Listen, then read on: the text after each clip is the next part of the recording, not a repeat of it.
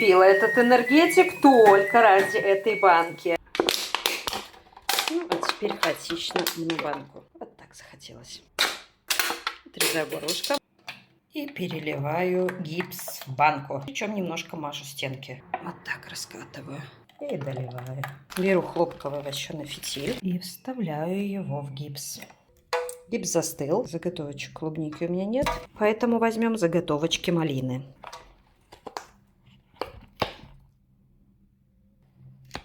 Из воска эти штучки, если вы вдруг не поняли.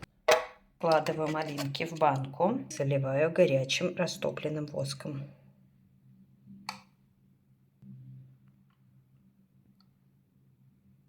Как в бездонную бочку льется, прям ни конца, ни края. О, пошло дело. Укладываю еще наверх малинки. И вот так. Раз фитиль тут остается по центру, оставляю застывать.